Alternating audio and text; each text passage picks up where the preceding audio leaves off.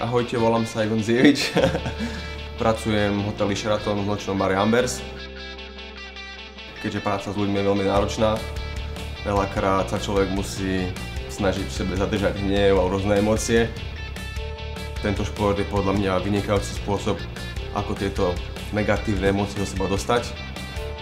Ja osobne v tom nachádzam nejakú formu meditácie, keďže sa človek sústredí na jednu vec, na jeden pokyn, všetko naokolo vníma, ale svojím spôsobom to neregistruje. V podstate taká duševná, mentálna očista.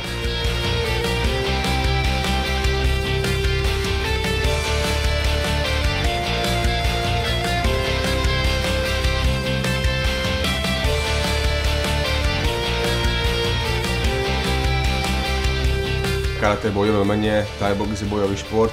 Takisto má niekoľko tisícročnú históriu, je s tým spojená filozofia, je s tým spojená úcta k trénerovi, úcta k súperovi, tá pokora, čo si myslím, že v dnešnej dobe veľa mladým ľuďom chýba, mladým chalanom.